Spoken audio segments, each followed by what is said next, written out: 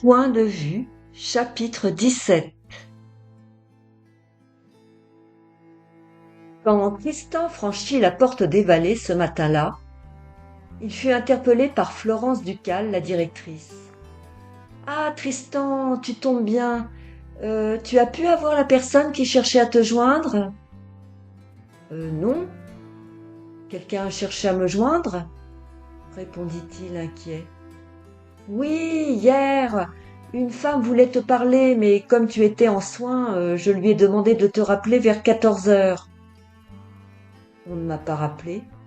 J'espère que ça n'était pas l'école de Louis, se demanda-t-il en se précipitant sur son téléphone portable. Mais personne n'avait laissé de message et il fut soulagé. Ne t'affole pas, hein. Si cela avait été important, je pense qu'on m'aurait prévenu. On m'aurait averti si c'était grave, reprit Florence Ducal. Tristan entama sa journée en rendant visite à un résident qui souffrait du dos pour lui demander comment il avait passé la nuit. Durant sa pause, par précaution, il appela l'école pour savoir si quelqu'un avait tenté de le joindre la veille, mais on lui répondit par la négative. Il reprit son activité en toute quiétude. La tournée des patients avec Kira fut ternie par un petit problème cardiaque repéré chez Mimi, la doyenne de l'établissement. Hélas, il avait fallu la faire hospitaliser. À 17 heures passées, Tristan quitta les locaux et monta dans sa voiture. Il ne prêta pas attention aux yeux qui l'épiaient derrière un pare-brise. Une rue plus loin. Il démarra pour aller chercher Louis à la garderie. Sibylle commença son travail de filage en suivant le véhicule de Tristan. Quand il se gara devant l'école, elle but du petit lait. C'était l'école de Louis. Ils allaient en ressortir tous les deux. Elle n'en pouvait plus d'attendre. Son cœur battait à vive allure. Il fallait qu'elle se calme. Il n'était pas question qu'elle se montre aujourd'hui. Elle les vit enfin, qui traversaient la rue. Louis parlait, l'air joyeux. Il était radieux. Elle versa quelques larmes et se retint pour ne pas courir vers eux. Ensuite, elle dut rester attentive pour les pister jusqu'à chez eux. Elle nota le nom de la rue, tout comme elle avait écrit le nom et l'adresse de l'école. Après 10 minutes d'attente, elle estima qu'à cette heure-ci, avec la température en baisse, il ne mettrait plus le nez dehors. Alors, elle regagna son hôtel.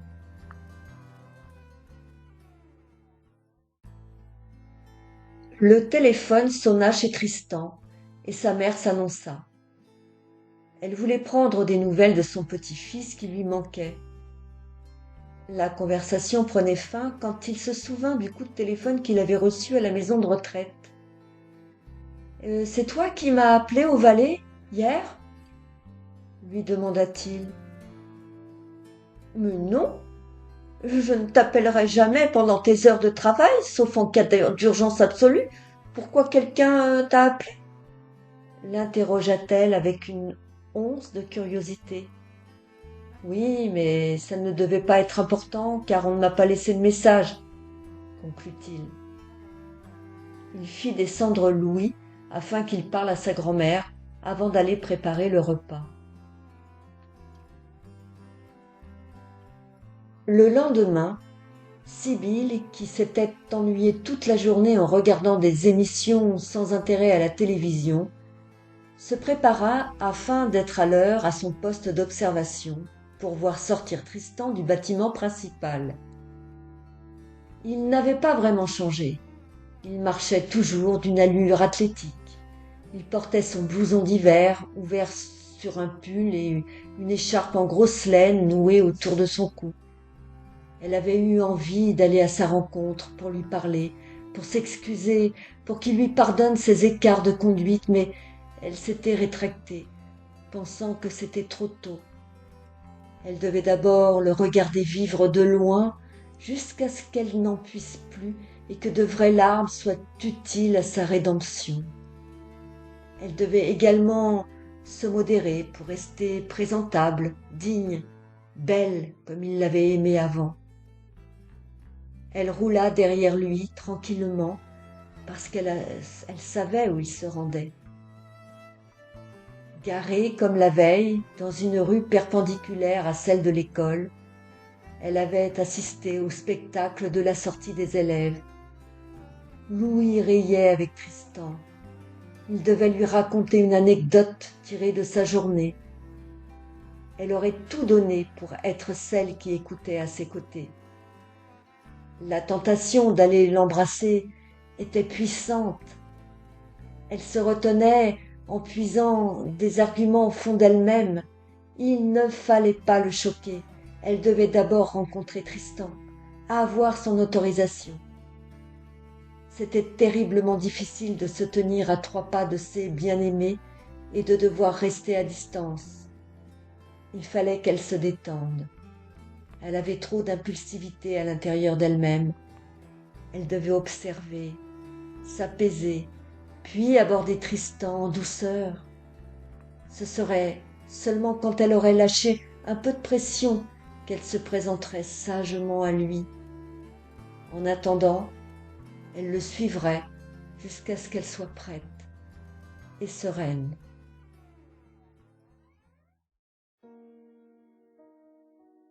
Quand ils stoppèrent la voiture devant chez eux, elle osa passer devant pour se garer un peu plus loin.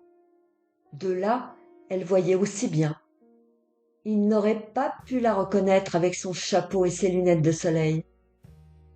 Quand ils furent rentrés, depuis un bon quart d'heure, elle décida de quitter les lieux comme la veille. Elle réitéra son espionnage discret durant toute la semaine, mais le vendredi, elle changea son habitude. L'idée de venir scruter les récréations avait émergé dans son esprit. Elle s'énervait trop à tourner en rond dans sa chambre ou en ville en attendant l'heure pour aller à la rencontre de Tristan.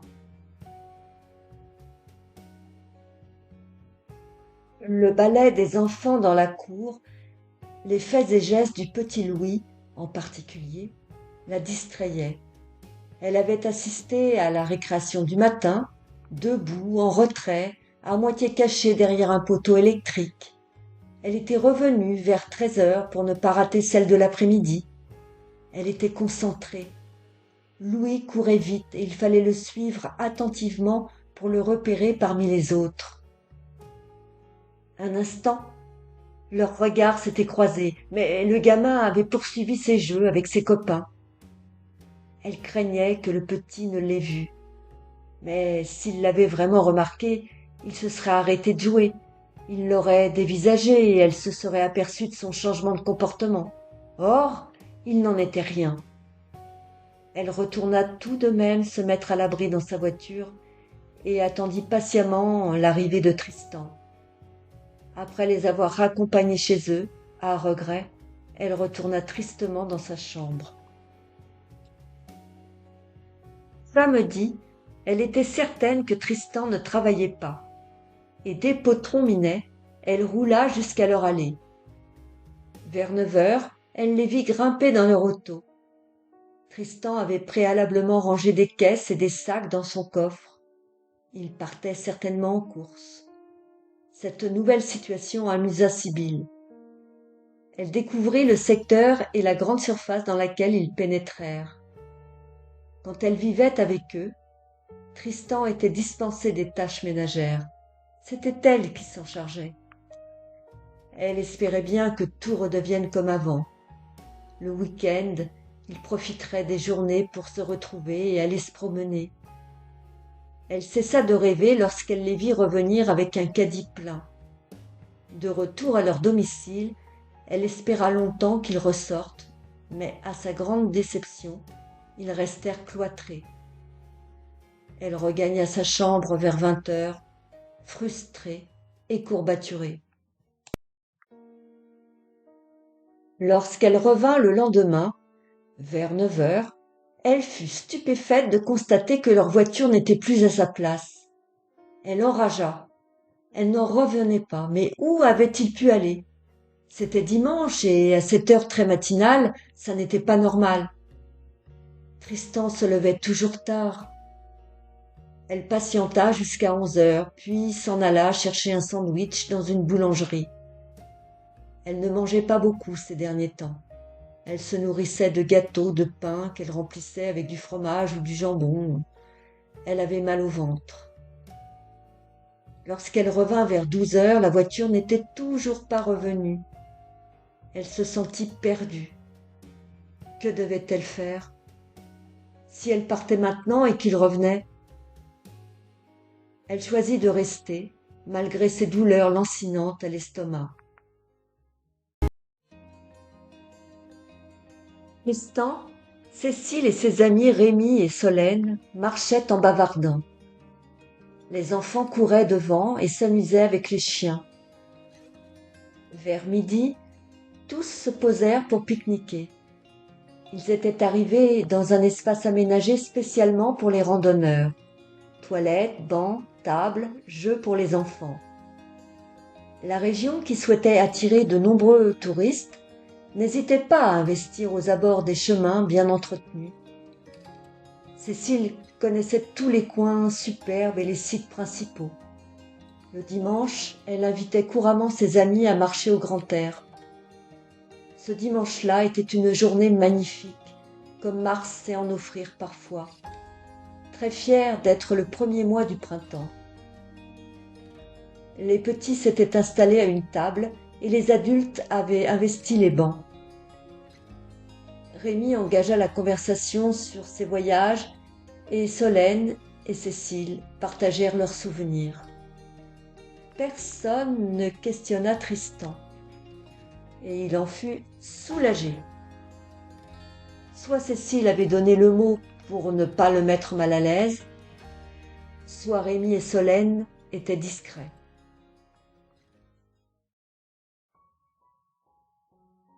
Pendant que leur mémoire vive faisait remonter leurs galères de globe-trotteurs, Tristan retournait au fin fond de lui pour faire un bilan. Entre 16 et 30 ans, lui aussi était parti en vacances. Mais rien à voir avec le vécu sympathique qu'il entendait ici. Lui et ses copains n'avaient qu'un seul et unique objectif lors de leurs échappées dans les campings du sud de la France ou de l'Espagne. Ils voulaient draguer et boire de l'alcool, la fête nocturne et le sommeil diurne.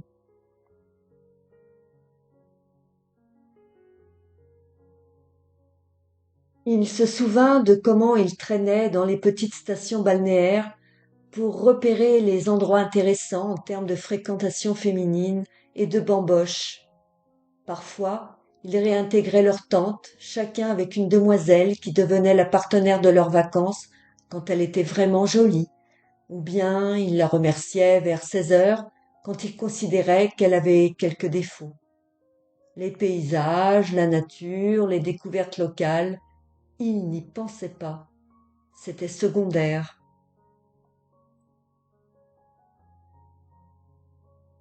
Puis plus tard, il avait rencontré Vincent.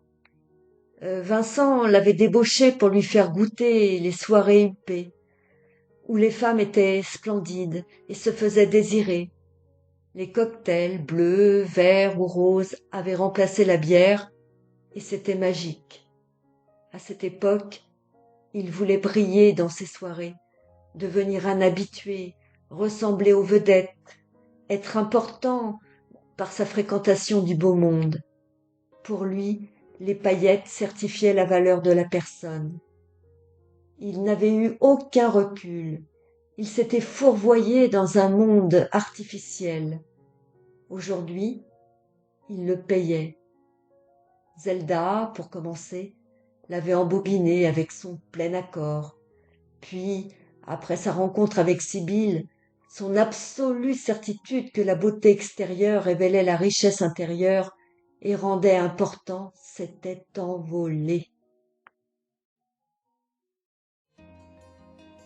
En ce moment même, il se resterait auprès de gens simples, gais et attentifs. Il n'avait pas besoin de séduire. Il appréciait Cécile comme une amie. Il ressentait une forme de paix intérieure. Il avait fallu des années et des accidents de vie importants pour qu'il s'apaise enfin auprès de personnes humbles et prévenantes. Il pouvait leur faire confiance. Du coup, pour ne pas rester muet et donner le change, il parla de son métier. Il relata ses expériences à l'hôpital, au lycée et à la résidence des Vallées. Rémi se montra intéressé et il en fut ému. Son métier avait toujours été son socle de maintien dans la réalité. Il donnait des soins avec compassion et professionnalisme. Sa vie de patachon n'avait pas entaché son sérieux et sa qualité d'éminent infirmier. Jamais personne n'avait pu lui reprocher sa tenue, sa concentration ou sa délicatesse au travail, bien au contraire. De cela, il était fier. Après le repas, ils poursuivirent leur chemin qui les ramènerait au point de départ. Ce fut une merveilleuse boucle de découvertes et de plaisir.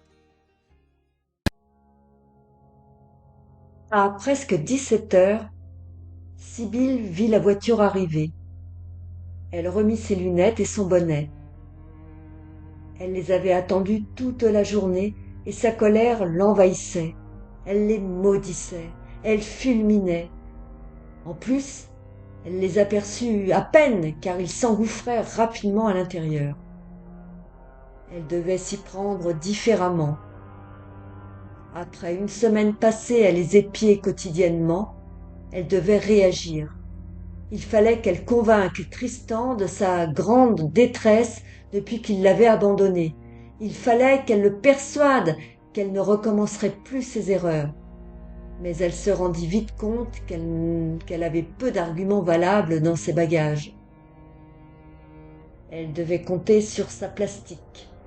Le jour où elle se présenterait à lui, il s'agirait d'être plus belle encore pour le séduire à nouveau, pour qu'il se laisse approcher, qu'il ait envie d'elle. Après, ce serait facile, elle l'apprivoiserait petit à petit, et il serait si heureux qu'il oublierait le passé. Elle n'envisageait pas une seconde que Tristan refuse de l'écouter. C'était un homme calme et courtois. Il avait été attiré par son physique ravageur. Il ne résisterait pas.